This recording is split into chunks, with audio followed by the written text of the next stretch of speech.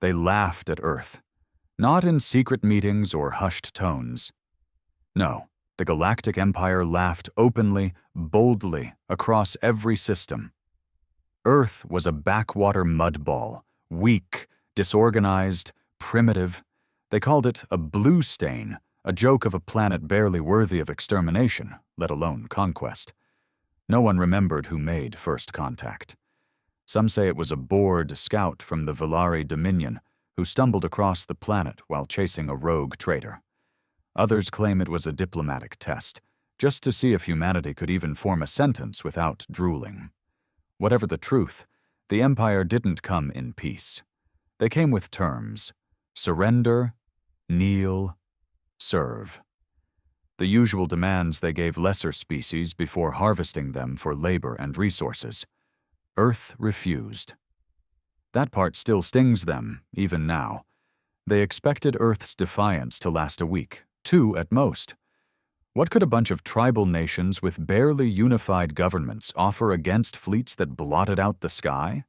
They bombed cities, scorched forests, poisoned rivers. They took millions. No warning, no mercy. Entire countries vanished under plasma fire. Their broadcasts showed burning capitals and shattered towers, thinking it would break human will. It didn't. Instead, it awakened something older, something feral. By the time the Empire realized what was happening, Earth had gone dark. No signals, no surrenders, just silence. They thought the species had been broken. What really happened was worse. Earth had stopped broadcasting because it had started building, digging, forging. The resistance wasn't clean or noble. It wasn't polished with honor codes and pristine uniforms. It was ugly, desperate, and bloody. And that's what made it lethal. His name was Bishop, just Bishop. No rank, no badge. He wasn't born a soldier. Nobody on Earth was. They became one out of necessity. He'd been a mechanic, fixing trash haulers in the freezing hangars of old North American cities. The first time the Empire came through his town, they took his brother. Second time, they took his wife. By the third, Bishop was the one doing the taking.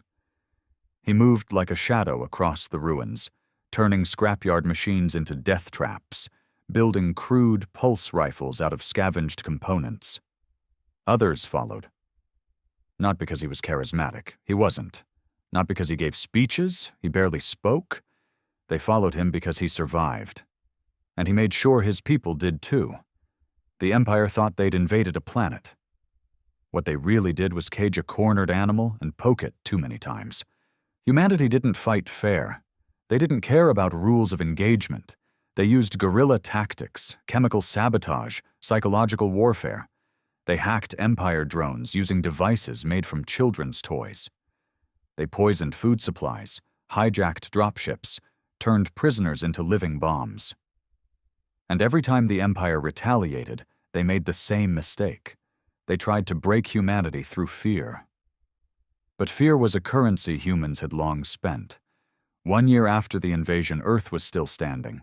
Not proudly, not beautifully, but standing. Covered in ash and smoke, bodies in the streets, cities half buried. But alive and angry. That's when Bishop captured a patrol frigate. It was small, outdated, and barely space-worthy, but it flew. And more importantly, it had jump capability. When Bishop walked into that ship, flanked by 12 men and 1 woman who had once been a teacher before her school was turned into rubble, he didn't just step into the stars. He brought a war with him, a human war. And the Empire was about to learn what it meant to laugh at a species that had lost everything. The captured frigate was old, smelled like rusted metal, dead fuel, and something far worse. Fear. Not human fear. Alien fear. The kind that stunk of superiority recently shattered. Bishop stood at the helm, his calloused fingers resting on the control panel like he was reading a sacred script. The lights flickered, dim blue pulses along the interior walls. Technology far beyond Earth's, but not unfamiliar anymore. Humans were quick learners, especially when failure meant extinction. They didn't rename the ship. No time for symbolism or poetry. It was a tool, not a shrine. It was the same way Bishop saw himself. "Talon 4 reporting," said a voice behind him. That was Monroe. Blunt, solid-built, the kind of man who didn't smile even before the war. He used to be a prison guard. Now he was in charge of the makeshift armory. "Fusion cells topped, hulls patched, engines running hotter than it should, but it'll jump." Bishop didn't nod, didn't grunt. He just stared at the stars outside the viewplate. Not out of awe, not anymore. Stars were enemy territory now. Dots of light hiding monsters with crowns and fleets. "Set course for Zarn Delta," Bishop said finally. Monroe didn't ask why. No one did. That was the thing about survivors. They didn't waste time questioning a man who'd crawled out of a pit they were still trying to climb out of. Zarn Delta was one of the Empire's minor outposts. Not heavily guarded, not important, but strategic. It was a trade relay point between core systems and the outlying colonies. More importantly, it was where the Empire processed prisoners, human prisoners. There was no silence on the ship, just the sound of a wounded engine and desperate hands making last-minute adjustments. Micah, the former schoolteacher turned engineer, cursed under her breath as she rewired a console using copper wires stripped from a ventilation panel. "We shouldn't be flying this thing," she muttered, not to anyone, just into the chaos. "No," Monroe said, wiping oil from his face, "but we are." The jump was rough. It felt like the ship was being dragged through broken glass. The crew gritted their teeth. No fancy shock absorbers, no stabilizing fields. Just grit and pain. But when the stars stabilized, when the fracture lines in space sealed shut behind them, they were there. Zarn Delta floated before them like a fat, glowing leech. A station built for comfort, not war. Gold plating, soft curves, decorative satellites. It was the Empire's way of showing off. As if aesthetics could replace steel. Bishop stood silent, watching the rotating ring of the station. He didn't blink. "What's the plan?" Micah asked. Bishop didn't turn. "Same as always." "Which is?" "Break everything." They came in fast. No warnings, no transmissions. The Empire didn't think anyone would be stupid enough to attack an outpost. They didn't have alarms for suicide missions. So when the frigate's stolen clearance code failed, and the station finally realized something was wrong, it was too late. Monroe fired the first shot. Plasma burst straight into the comms relay. Silence followed. Then confusion. Then panic. Inside the station, it was chaos. Human prisoners had been kept like livestock, stacked in narrow cages, injected with compliance drugs, stripped of names. Some had forgotten who they were. Some had forgotten they were human. When the first explosion rocked the station, they thought it was another purge. Then the walls cracked open, and they saw faces. Human faces. Armed, armored, unshaved, and unbroken. Bishop led the charge through the prison wing. He didn't scream. He didn't rally. He just moved forward, pulse rifle tight to his shoulder, firing in steady, practiced bursts. Empire guards were trained for rebellion, for riots. Not this. Not humans shooting first. Bishop dropped 2 guards before the rest even turned around. Monroe slammed through the blast door with a makeshift breaching charge. Micah followed, dragging 3 prisoners out of a burning cell block. Some prisoners couldn't walk. Some were blind. Some were already dead inside. But a few, just a few, stood up when the smoke cleared and reached for weapons. And that was enough. The battle lasted 14 minutes. 14 minutes of teeth and blood and heat. When it ended, Zarn Delta burned like a falling sun. Bishop didn't stay to gloat. They weren't there for revenge. Not just yet. They loaded the prisoners, those who could still stand, those who could still think, onto the frigate and vanished before the Empire's reinforcements arrived. Back in the void, the rescued huddled in silence. Where are we going? One of them asked, barely a whisper. Bishop didn't answer, not because he didn't know, but because the question itself no longer mattered. They weren't going anywhere. They were becoming something. Days passed, maybe weeks, hard to tell in space.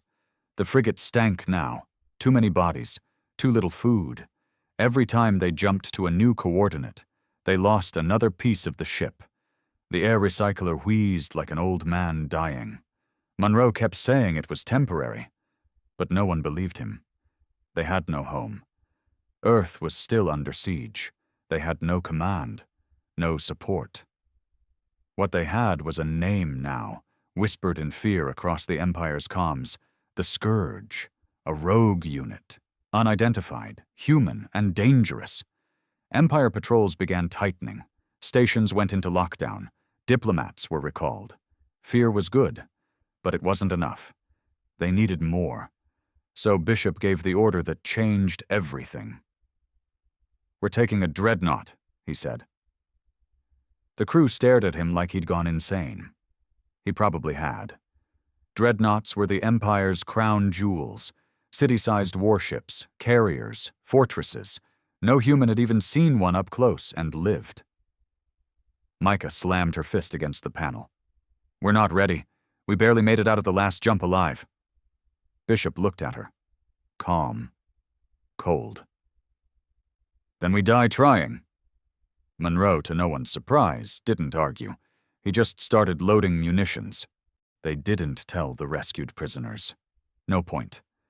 They were barely clinging to hope as it was. Most had stopped speaking. Their eyes were hollow, like mirrors showing only loss. But when the old frigate crept up to the dreadnought's blind side, hidden among asteroid debris, they saw something shift. The ship was massive. It blocked out half the stars. Black steel, blood-red insignia, endless turrets along its flanks. It was docked, refueling, guards minimal. It was the closest it would ever be to vulnerable. Bishop suited up in silence. His armor was scratched, mismatched, and pieced together from looted tech. But it worked. Behind him, 20 survivors readied weapons. Not soldiers, just broken people with something left to kill. They breached through a cargo bay, silent, surgical. They moved like ghosts. No grand firefight, no alarms, just quick death and stolen codes. Within minutes, they were inside the control chamber. Mika hacked the bridge systems. Monroe held the rear. Bishop took the center. "Firewalls are heavier," Micah warned. "This isn't a station, it's an apex predator." "Can you take it?" Bishop asked. She looked at him, just long enough to show her cracked lips and blackened eyes, and smiled. "I'll burn the whole thing." It took 36 minutes. 36 minutes of running code, slicing locks, redirecting power, and disabling AI protocols. But when it was over, the dreadnought belonged to them. To humans. The dreadnought's engines roared. Its lights flared red. The old frigate was left behind, drifting in silence. Now they had a warship. Bishop walked the command deck. Below him, the galaxy stretched open, ripe and vulnerable. This wasn't a resistance anymore. This was a reckoning. The dreadnought was alive, not in the sense of AI or sentient machinery. No, it didn't think. But it breathed, it pulsed, and now it was in human hands. A ship designed to control systems, crush rebellions, and level moons had become the new heart of Earth's fury, and it beat with rage. The bridge was cold, metallic, lined with obsidian-colored command terminals and glowing panels written in Empire glyphs. Useless now. Micah had overwritten the interfaces in less than a day. Human code infected the ship like a virus, rewiring, replacing, mutating. They called it Revenant now, because it had died once under the Empire's flag and been reborn under theirs, a fitting name for a ghost full of vengeance. Bishop stood at the main viewport, watching the stars wheel by as they cruised silently toward the outer rim. He hadn't spoken much since the capture. He didn't need to. His presence was command enough. But something was building inside him. It wasn't pride. It was pressure. The kind that came with purpose. Below deck, Monroe and a squad of rescued prisoners-turned fighters ran combat drills. The training wasn't pretty. Bare fists, improvised weapons, and hard knocks. But it worked. They were learning what the Empire never expected humans to master. Unity, under pain. Micah hadn't left engineering for over 30 hours. She had a pile of ration packs next to her console and 3 energy stimulants pulsing in her veins. Her fingers were stained with oil and interface gel, her eyes dark-ringed with exhaustion. "I've accessed 2 of the main railguns," she reported over the intercom, her voice hoarse. "But the third's fused with a security lock. I'll need another day." "You've got 12 hours," Bishop replied flatly. She didn't argue. They had a mission now, something beyond survival. They were heading to Kurellan Prime. It was one of the Empire's core planets, not the capital but close, a beacon of culture, arrogance, and cruelty. It was where the Empire paraded its conquests, where humans had been sold as slaves during the first year of the war, where propaganda broadcasts showed primitive Earthlings being domesticated like animals. They were going to burn it. The Revenant emerged from subspace just outside the defense grid. Silent, cloaked in distortion fields that Micah barely understood. Empire sensors were calibrated to detect known threats, not themselves. Bishop ordered a full systems check. Weapons, engines, comms, all green. They didn't need finesse. They needed destruction. "Target power stations first," he said. "Then comm towers, then fuel reserves." Monroe nodded. "Civilians?" Bishop didn't blink. They watched. A moment passed. That was all the conversation they needed. The first shot from Revenant's railgun tore through atmosphere like a god's hammer. It cracked the primary power grid and left the night sky glowing with falling sparks. The second hit a comm tower, ripping it into steel confetti. Panic spread through Kurellan Prime like fire. Their security forces scrambled, launching interceptors, deploying ground troops, but it was chaos. No one expected an Empire dreadnought to turn traitor. The signals screamed betrayal. Commanders hesitated. Some refused to fire, thinking it was a test. By the time clarity returned, half the city was gone. Revenant didn't pause. Bishop gave the order to descend. The dreadnought lowered through thick clouds, a black mass that blotted out the sun. Its hull groaned under atmospheric pressure, but it held. The anti-gravity fields kicked in, stabilizing the descent as landing pods prepared for drop. Bishop, Monroe, and 20 armed fighters boarded the first pod. "Give them something to remember," Bishop said before sealing the hatch. The pod screamed through the sky, trailing flame and fury. It slammed into a central square once used for Empire celebrations. Statues of overlords shattered under the impact. Marble crumbled, civilians ran, soldiers fired. Bishop stepped out of the smoke like death-given form, pulse rifle barking. Headshots, chest shots, no wasted bullets. Monroe covered the left flank, a heavy cannon clutched like a toy in his massive hands. The squad moved like wolves through the city, carving a path toward the broadcast tower. That's where they'd send the message. Not to negotiate, not to plead, but to promise. The fighting was brutal. Empire soldiers were well-trained, well-armed, but predictable. Human rage was chaos. Tactical, clever, suicidal chaos. A trio of fighters flanked a mech patrol, using sewer access to emerge behind it and plant explosives. Another group hijacked a hover transport and drove it straight into a command checkpoint, jumping out seconds before detonation. Losses were expected. 2 of the prisoners who had barely learned to shoot were gunned down near the Western Plaza. Another bled out near the tramway after taking a plasma shot to the gut. No medics, no prayers, just vengeance. They reached the broadcast station after 2 hours of close-quarter combat. The building was fortified, but its internal defenses had already been gutted by orbital strikes. Smoke curled from the top floors, and the security gates hung twisted from their hinges. Inside, Bishop found the control room untouched. The Empire had rigged it to survive everything, except its own arrogance. He sat in the chair.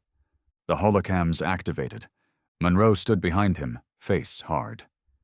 Micah appeared on screen in the corner, patched through from the Revenant. "You're live," she said. Bishop didn't clear his throat, didn't prepare a speech. He just spoke. "This is Bishop, Earthborn, survivor." His voice was rough, deep, unwavering. "You told us we were nothing. You told us we'd kneel, that our species would vanish into servitude or ash." He leaned forward. We listened. The screen behind him showed burning towers, falling Empire flags, human soldiers pulling down monuments with steel cables. "Now we speak." He paused. "We are not asking for mercy. We're not coming for peace. We're coming for justice." Another pause. "And there is no mercy in justice." He cut the feed. The aftermath was a blood-slicked page of history. The Empire responded within hours. 50 warships dispatched, a full battalion en route. But by then, Bishop and his crew were gone. Revenant had already slipped back into subspace, dragging with it stolen Empire data, 100 new fighters, and the burning symbol of human defiance. The galaxy trembled. On planets that had mocked Earth, leaders held emergency sessions. On worlds where humans were enslaved, whispers turned to resistance. And in the heart of the Empire's inner council, panic spread like infection. Who were these humans? How had they taken a dreadnought? Why didn't they break? The answer was simple. They had nothing left to lose. And when a species loses everything, it becomes something terrifying. Back aboard Revenant, the mood was quiet, not solemn, focused. The ship hummed with the energy of stolen pride. Bishop walked the main corridor slowly, nodding to passing crew. Fighters, survivors, monsters in their own right now. Monroe stood by the hangar, inspecting scavenged weapons from Kurellan's ruins. "They're scared," he said. "Good," Bishop replied. "They'll hit back hard."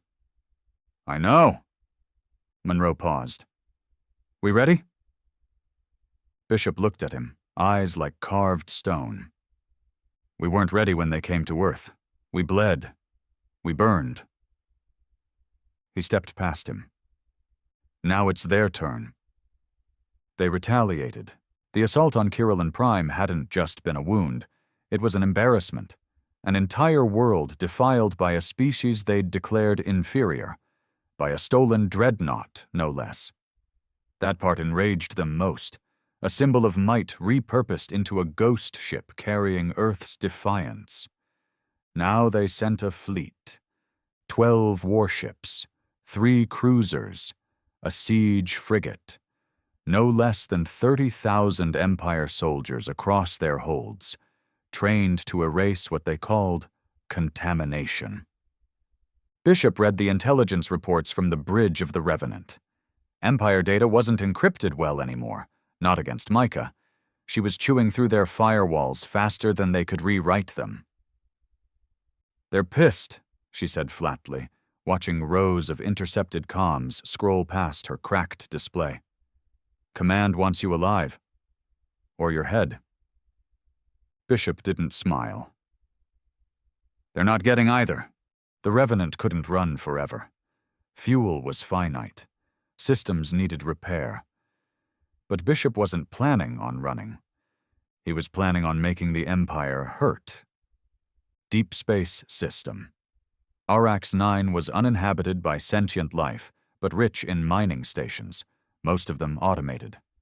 More importantly, it had 3 refueling depots critical to the Empire's resource chain. A strike there wouldn't win the war, but it would bleed them hard. That's where Revenant set course. It wasn't the kind of war humans were good at on paper. They didn't have numbers, didn't have backup, didn't have allies. But they had will. And they had madness. And that made them something else entirely. Something the Empire still didn't know how to counter. The Arax 9 ambush began in silence. No grand announcements, no pre-battle fanfare.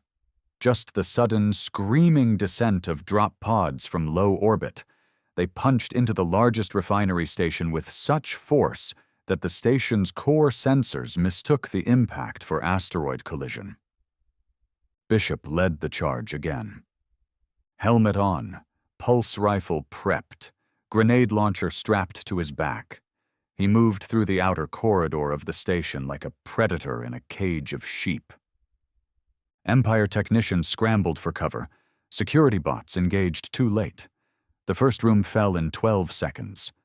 Monroe came in through the maintenance shaft with a detachment of 4 new fighters, ex-prisoners who'd earned their place with grit and pain. They weren't polished, they weren't disciplined, but they were lethal, and they didn't stop moving.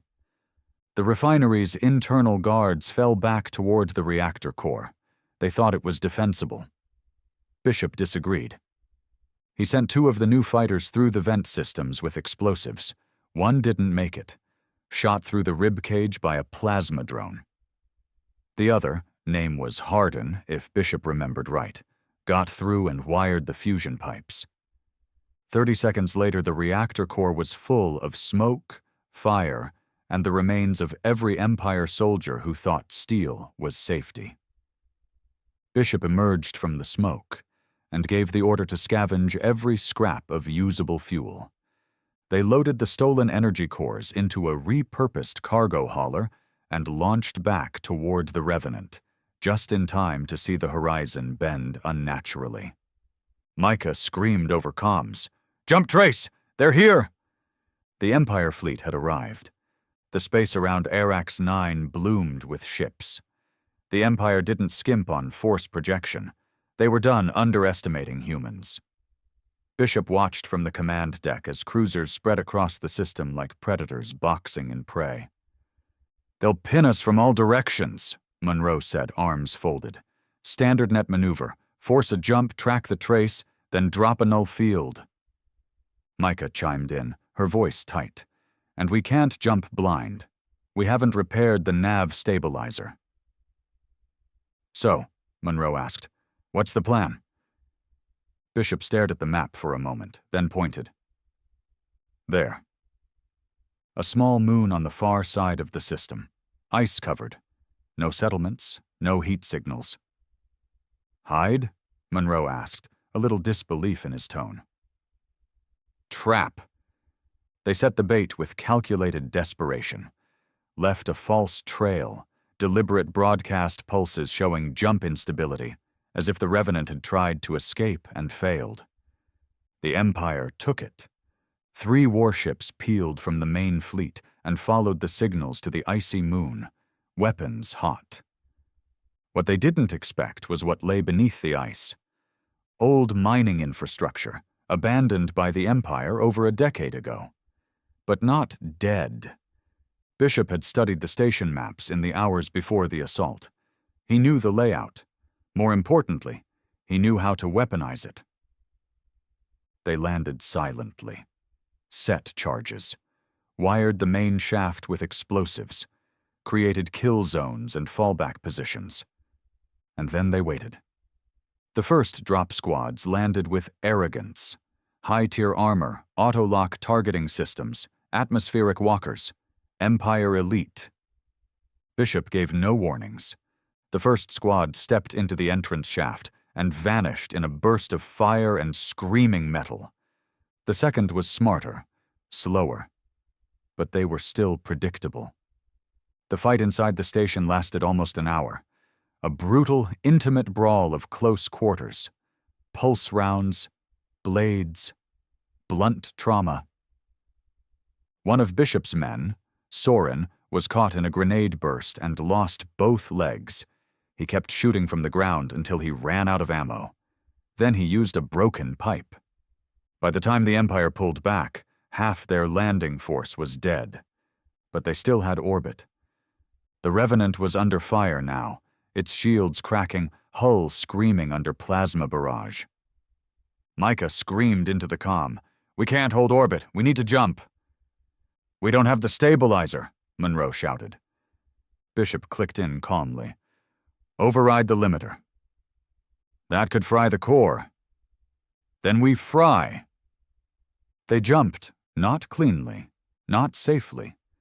The Revenant tore through space with a soundless scream. The drive stuttered mid-jump, and for a moment every light on the ship blinked out. Every system went dead. Then, with a violent pulse of artificial gravity and shattered internal panels, they emerged. Somewhere. No one knew where, but they were alive. The damage was bad, worse than they'd ever taken. The outer hull was ruptured in 3 places. Engine thrusters were melted slag. Half the comms were down. 4 crew were dead, including Micah's second-in-command, a skinny teenager who'd once been a street kid in the ruins of Berlin. She didn't cry. She didn't even flinch. She just kept working, rerouting systems, welding by hand with shaking fingers. "We're not going to last like this," Monroe said quietly as he joined Bishop on the observation deck. "No." "No backup?" "No." Monroe looked at him. "So what now?" Bishop didn't answer right away. He looked out the viewport. Stars. Endless, indifferent stars. And then he spoke. "We make one last move." The jump had nearly torn the Revenant apart. What remained of the dreadnought now drifted in a dead zone of space. No stars, no comm relays, nothing but static. A graveyard sector. No system records. No nav charts. It was where damaged ships went to vanish, and if fate had its way, that's where the Revenant would stay. Except fate had never met Bishop. Repairs started immediately. Not because they thought they could fix it, but because if they didn't keep moving, they'd start thinking. And if they started thinking, they'd realize how close they were to the end. Micah sat waist-deep in an open panel, covered in burns, bruises, and the dried blood of a split lip. She hadn't slept in 2 days. "We lost the forward thrusters permanently," she muttered. "I might be able to give you limited burst, but not much more than a lurch. Weapons systems, maybe 50%. If we fire one more volley from the main rail, we'll melt half the coils." Bishop stood beside her, eyes scanning the reports. He didn't ask how bad it was. He already knew. The Revenant was dying. "We have one last strike," he said, as if that was enough. Monroe didn't even flinch. He was next to them, sitting on a crate, arms crossed. His shirt was torn, his shoulder bandaged with tape. "We're not surviving another run." Bishop finally looked at him. "We don't have to survive it." A pause, just long enough for the silence to settle in. "We just have to make it count." The target was the core Citadel, the heart of the Empire, floating above the throne world, orbiting a planet they once used to display power and parade their dominance. The Citadel was more than a station. It was a symbol. Command, authority, fear. Destroying it wouldn't win the war, but it would break the myth of the Empire's invincibility. That was all humanity needed. Hope didn't grow in victory. It grew in cracks. And Bishop was about to drive a damn crater through the center of the Empire. They set course manually. No nav AI, no guidance. Micah sat strapped in with a cable running from her spine interface into the ship's core systems, directing the dying beast through raw will. It took days. Days of silent corridors, flickering lights, and whispered conversations. There were fewer people now, 48 in total. That included 2 injured fighters who couldn't walk, and an engineer with a punctured lung. But every one of them volunteered. No one begged to turn back. No one cried for survival. This wasn't about making it out. It was about making sure the Empire never forgot Earth. They arrived on the edge of the Citadel's defense net. Bishop stood on the bridge, staring at the monstrous structure through a cracked viewport. It looked like a crown of blades wrapped around a molten core, huge, arrogant, and pulsing with the Empire's signature blue energy. Thousands of lights blinked across its surface. Shuttles zipped in and out of the bays. Warships patrolled in tight formations. It was alive, and it had no idea what was coming. Micah's voice broke the silence. If we're doing this, we have to move now. If we wait, we'll get scanned. They'll know this isn't one of theirs. Bishop nodded. Then we move. They had one card left, the Revenant's identity codes. Even broken and burning, the dreadnought still screamed Imperial DNA to the outer layers of the Citadel's defenses. They used it. Slipped through, no questions, no alarms. The last gift of stolen arrogance. They approached the lowest ring of the Citadel, and then dropped every mask at once. Bishop gave the order, "Weapons hot, target the spine reactor, open fire." The Revenant's battered guns lit up. The first rail round tore into the Citadel's underside, punching through armor and igniting fuel conduits. Then came the missiles. Micah launched the last of their payload, a cluster of fragmentation warheads designed to tear apart anything soft inside. Alarms screamed across the Citadel, comms burst to life, panicked voices, orders, confusion. The Empire couldn't comprehend it. They hadn't prepared for one of their own ships to turn suicidal. They hadn't imagined that the weapon they built would ever point itself back at their heart. 6 in total. The last of their ground team. Bishop led one, Monroe another. The rest carried fighters, engineers, and explosives. They crashed through the Citadel's outer ring like nails through glass. Empire troops met them instantly. Elite guards in heavy armor, stun rifles, suppressor drones. The fighting was hell. Every corner a death trap. Every hallway lit by gunfire and the hiss of overheating weapons. Bishop moved through it like a ghost of war, killing with precision, leading through example. Monroe was fire, loud, brutal, and impossible to stop. They fought their way to the core, not to capture it, to detonate it. Micah was already inside the systems, remotely linked from the Revenant, tearing through firewalls with the fury of a species pushed too far. Her hands bled from cable burns. Her jaw clenched with every encrypted block she shattered. They planted the bombs manually, high yield, proximity triggered, tied directly into the Citadel's rotation generators. When it was set, Bishop gave the order to pull the team back. Most didn't make it. One by one, his crew fell. Holding lines, setting diversions, dragging wounded through gunfire. Monroe covered the rear, firing until his weapon overheated, and he had to beat a guard to death with the stock. They reached the last evac pod. Bishop stepped in, dragging a wounded fighter whose name he never learned. Monroe limped behind, smoke pouring off his armor. Then they launched. The pod shot out into the void just as the Revenant, floating above the Citadel like a broken angel, detonated. Micah triggered the failsafe from her interface. The dreadnought's core ruptured. A white flare filled the system. And then the Citadel shattered. The explosion was heard across a dozen systems. Empire broadcasts cut off mid-sentence. Starports paused transmissions. Entire fleets fell silent. The Citadel was gone. Not damaged. Erased.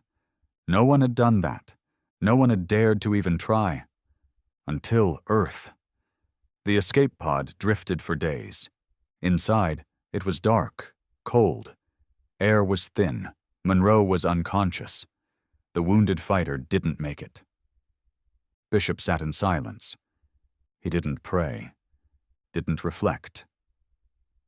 He waited. Eventually, a signal came through. Static. Then a voice. Human. Copy.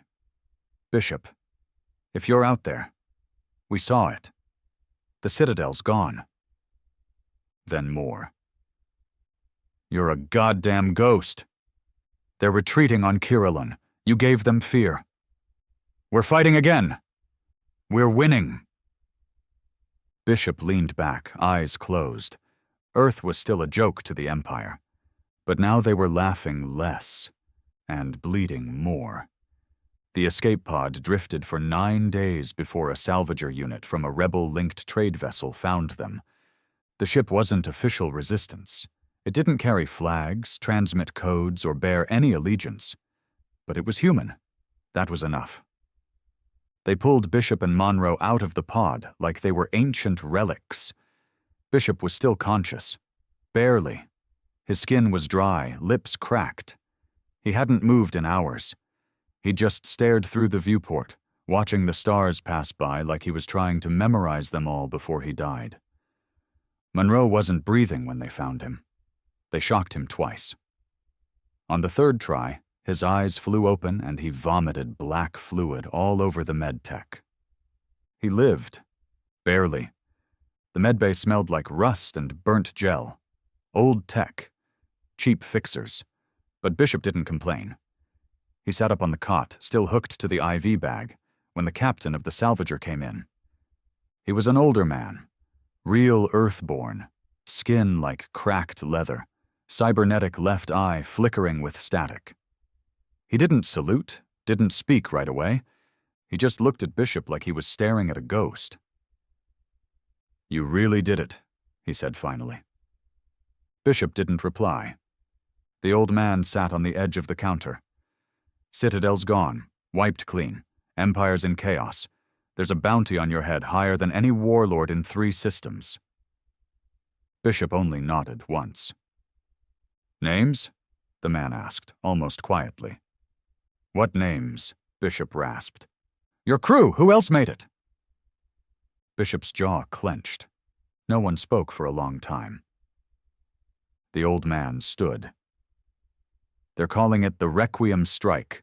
Whole colonies are rising. Resistance cells that never spoke to each other before are linking up.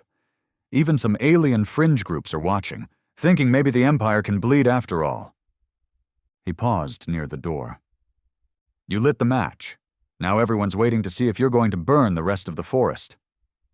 News of the Citadel's destruction spread like fire in a vacuum. The Empire tried to control it, called it a reactor malfunction, a terrorist attack by rogue AIs, a malfunctioning dreadnought. But the truth leaked faster than they could plug it. Humans had done this. A race they'd deemed laughable, weak, barbaric, primitive. And now that primitive race had shown the stars what rage looked like. All across occupied sectors, human slaves rose up. Underground resistance groups in distant colonies launched coordinated strikes. Even some minor Empire commanders defected, unwilling to serve a regime that couldn't even defend its own throne. The war had changed. And everyone knew it. Bishop didn't want fame. Didn't care about revolution, flags, or being remembered. But he couldn't walk away. He owed the dead too much. So when the salvager docked with a small rebel station hidden in the rings of a shattered moon, Bishop stepped off that ramp not as a survivor, but as the start of something worse. Something more dangerous. Something the Empire couldn't erase. The station wasn't much. Bare walls, flickering lights, too many people in too little space. But it was alive. Fighters trained in converted mess halls. Engineers worked double shifts, rewiring stolen drones into defense turrets. Even kids ran data packets across the upper levels. Bishop didn't speak to crowds. He wasn't that man. But his presence alone stirred something. They all knew who he was. The man who killed the Citadel. He met with resistance leaders one by one. No titles, no ranks, just names and scars. Some were ex-soldiers, some were smugglers. A few were just farmers who'd had their homes taken. They all wanted the same thing. And now they had something close to a plan. Phase 1 was sabotage. Bishop coordinated a multi-sector strike against the Empire's secondary supply lines. Fuel depots, ammo freighters, repair yards, all vulnerable now that the fleet was scrambling to secure core systems. He didn't lead these raids himself. He taught others how. He trained them in the ugly warfare Earth had mastered. Ambushes, dirty tricks, psychological traps. Not noble, not clean, but devastating. In 4 weeks, the Empire lost 17 convoys and 3 refueling stations. A munitions plant exploded in orbit over Dalthus Prime. A dreadnought en route to Earth was rerouted after someone leaked false intelligence about a virus outbreak on board. Each strike carried the same message, broadcast just before detonation. This is for Earth. It wasn't signed, but they knew. Monroe healed slowly. His right leg was permanently damaged. He walked with a brace now, a mechanical one that clicked every other step. He hated it. But he never complained. He joined Bishop in the training bay when he could, watching the new recruits struggle to aim, to breathe, to stop shaking. "They're not ready," Monroe muttered. "They won't ever be," Bishop said. "Not for what's coming." "What is coming?" Bishop looked at him with dead eyes. "We're not winning a war." Monroe frowned. "Then what are we doing?" "We're making it unwinnable." The Empire escalated. They deployed something new. Null squads. Augmented warriors. No names, no faces. Genetically enhanced, mind-linked, bred for extermination. They didn't talk, didn't hesitate. They dropped into rebel-held worlds like meteors, wiped out entire towns, then vanished. One attacked a medical outpost supplying Bishop's sector. 76 dead in 4 minutes. No survivors. Bishop responded, not with bombs, but with a capture. He tracked the Null Squad to a mining colony they were using as a rest point. He didn't bring an army. Just himself, Monroe, and 4 of his best from the old Revenant crew. They ambushed the squad in a narrow shaft under the colony, used sonic disruptors to blind them, flash charges to disorient, and EMP spikes to cripple their suits. Then Bishop executed them one by one. He left one alive. Strapped to a metal chair, broadcast the image to every Empire channel he could tap into. The soldier was bleeding, gasping. Behind him, Bishop stepped into view. No mask, no helmet, just human. Alive, defiant. "This is your best?" Bishop growled. "Then you deserve extinction." He didn't wait for a reply. He pulled the trigger. The screen went dark. The message was clear. Earth hadn't just survived. It had evolved. And now it was teaching the galaxy how to hate. They tried to turn Bishop into a myth. The Empire, desperate to regain control of the narrative, claimed he was a fabrication, an AI-generated face built to stir unrest. Some broadcasts painted him as a traitor created by rogue elements within the Empire itself. Others said he'd already been killed, that the Citadel bombing had been a suicide mission. But planets kept burning under human fire, and Bishop kept showing up in places the Empire thought untouchable. He was no myth. He was a ghost with a gun and a purpose. Rebel Command, if it could even be called that, shifted its tone. Before, it had been about survival. Now, it was about escalation. More cells rose. Independent crews coordinated strikes across sectors. Bishop's influence spread like fire across dry brush. His tactics, vicious, raw, unfiltered, became the foundation of an unofficial doctrine. Fight dirty. Make them fear you. Leave no witnesses.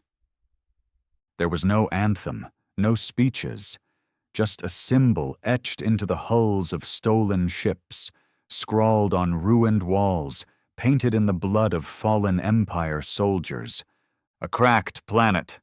Earth breaking its chains. Monroe had turned his limp into a weapon. He'd refuse help, even when pain made him sweat bullets. "It reminds me what they took," he said once, voice low. He now ran the combat trials for new recruits. He beat the hell out of most of them. No one complained. If you could survive Monroe, you might survive the next drop.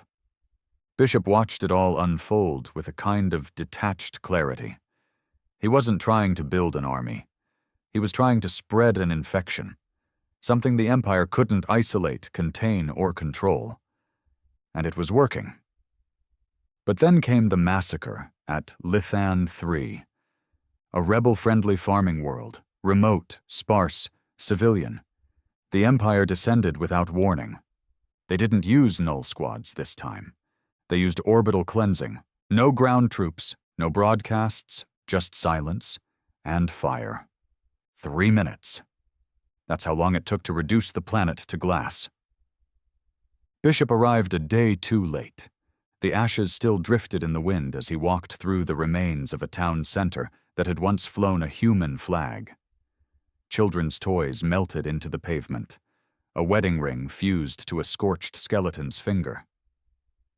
Micah, who'd only just returned from a systems raid, stood beside him. "They're not scared anymore," she said quietly. "They're furious." "No," Bishop replied, voice hoarse. "They're both." That night, he sat in his quarters alone, listening to old Earth recordings, static-laced memories of forests, ocean tides, city sounds, things he barely remembered, things he'd never hear again. He opened a comm channel to the few leaders he still trusted. "We're ending it. No discussion. No strategy meetings. Just a voice made of stone." The target was Helen Prime, the central AI core world, buried beneath 7 layers of atmosphere and defended by half the Empire's fleet. Every communication, surveillance scan, troop deployment, and satellite feed passed through Helen's servers. It was the brain. You kill the brain. The body twitches in the dark. Suicide, they called it. Bishop didn't flinch. "I'm not asking."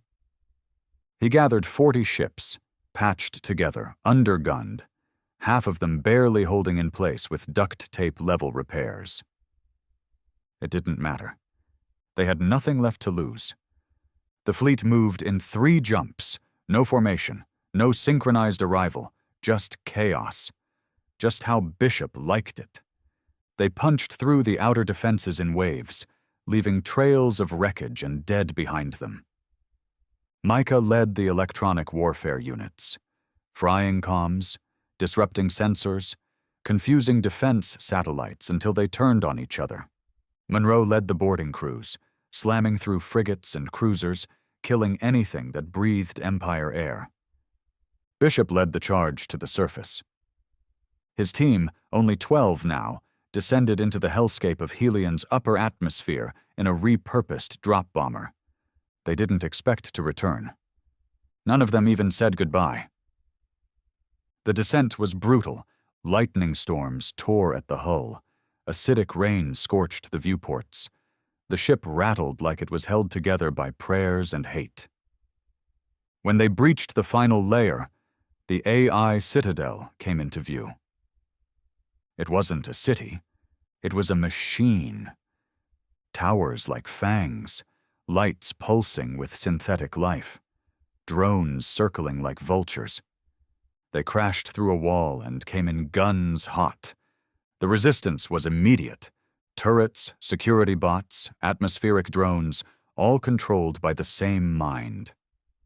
Micah began her work in the core chamber, plugging into the AI interface using her spine jack, breathing hard, teeth clenched. "I've got 30 seconds before it overrides me," she gasped.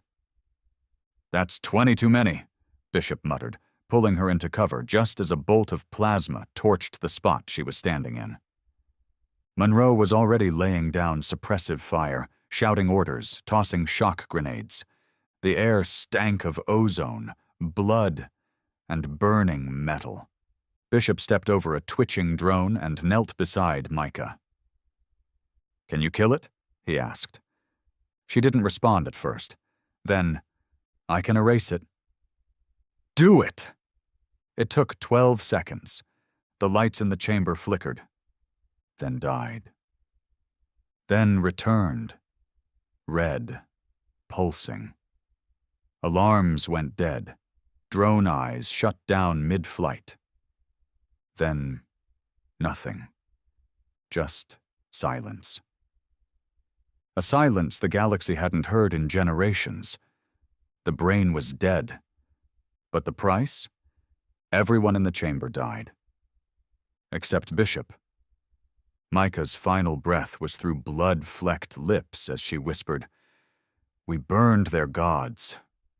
Monroe bled out with a grin on his face, back against the wall, still gripping a detonator. Bishop carried their tags out with him, one by one. The fleet above Helion didn't retreat. They held. Even as the remaining Empire ships returned with fury, they didn't break. They wanted the last blow to mean something. By the time Bishop made it to orbit again, over half his fleet was gone. But the Citadel was dust. And now Helion was blind. The Empire fractured, commanders went dark, colonies broke away, occupied planets rose in mass rebellion, communications collapsed, coordination failed. In a matter of weeks, the once mighty machine that had ruled hundreds of systems became a broken echo of itself. And the one name on every survivor's lips, Bishop. The war didn't end with a treaty. There was no signing of papers, no flags lowered, no dignitaries shaking hands before a crowd of smiling diplomats. It ended in silence. A slow, bitter unraveling. The Empire, once a perfect cold machine of dominance and order, now stood fractured. Entire sectors broke off without warning. Vassal species revolted. Military ranks dissolved into infighting, paranoia, and scattered remnants that couldn't even agree on who was in charge. Their fleets drifted. Their governors vanished. And their AI systems, once feared omnipresences, remained dark, gutted by the death of Helion. All because a few Earthborn didn't know how to kneel. Bishop sat alone on a cold rock in the middle of an unnamed asteroid field. The war was over. But he didn't feel victorious. He hadn't smiled in months. He wore the same armor he'd worn since Helion. It was blackened, dented, and burned beyond repair. His left shoulder bore a deep gouge from the plasma drone that nearly killed him. His pulse rifle sat across his knees, long out of ammunition. He kept it anyway. Not as a weapon anymore, as memory. The small rebel ship that found him had no official markings. It had been trailing scattered comms, bursts believed to be from Bishop, encrypted pings sent out once every few days. Like a heartbeat. Weak but steady. They brought him back. Back to what remained of the resistance. Back to humanity. Earth wasn't the same planet anymore, not because it had healed, but because it had evolved. Cities weren't rebuilt in the old image. They rose like scars, half underground, armored, efficient. Survivors ran them. Engineers, former soldiers, children who had grown up on stories of fire and blood. They didn't try to forget the war. They wore it like a second skin. Bishop returned without parade or welcome. No one needed to cheer. His presence was enough. He walked among them like a storm remembered. Old, quiet, watching. Some called him a hero. Most just called him the reason we're still breathing. He spent his days watching the horizon from the edge of a ridge that overlooked the ruins of an old Earth city. No one remembered what it had been called. Maybe New York. Maybe Delhi. Maybe nothing. The buildings were just bones now. But humanity had learned how to live among bones. Children played in the ash, building towers out of broken drone parts. Teenagers trained with rifles twice their size. Adults wore simple uniforms, more utility than pride, and kept working. Farming, digging, reconstructing. Humanity wasn't rebuilding to return to what it was. It was building to make sure this never happened again. They asked Bishop once to speak to the new militia cadets. A fresh class of young fighters, some born during the war, others just old enough to remember the first Empire ships cutting through the clouds. He stepped into the training ground, wearing the same scorched armor, helmet tucked under his arm, and stood before them with that same cold stare. "What was it like?" one kid asked. Barely 16, hand wrapped around a modified sidearm, eyes full of that old curiosity. Bishop looked at him and said the only truth he could. It never stopped hurting. The war was won, but the cost was never forgotten. Micah's face haunted him when he saw the tech labs, young engineers pulling apart Empire drones and building new satellites out of the wreckage. Monroe's voice echoed every time Bishop heard someone bark orders in a combat drill.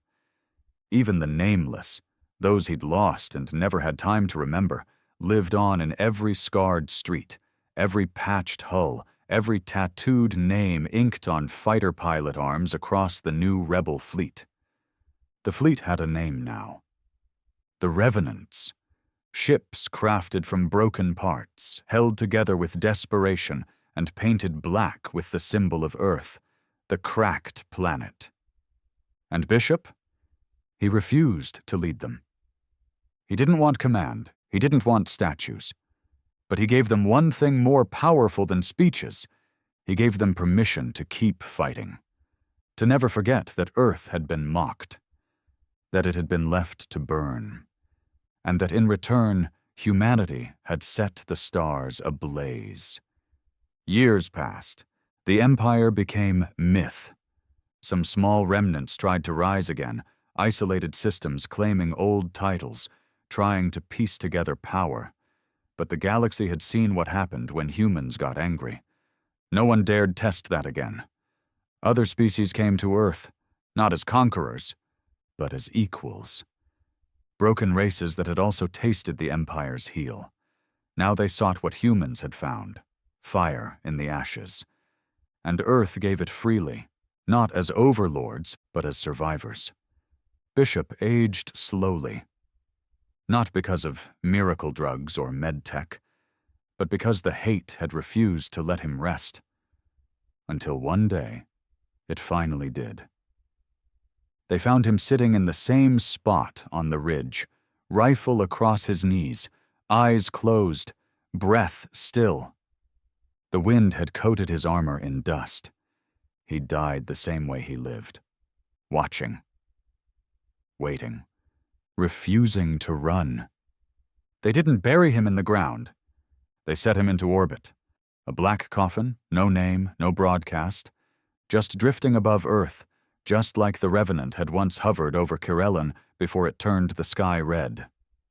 On the hull of the coffin, etched in steel, were the only words that ever needed to be said. He made them bleed. And so the galaxy changed. Not because humans were special, not because they were destined, but because they were denied peace and taught how to fight back with nothing but will. They were mocked, they were conquered, and when they lost everything, they made sure the stars remembered their name.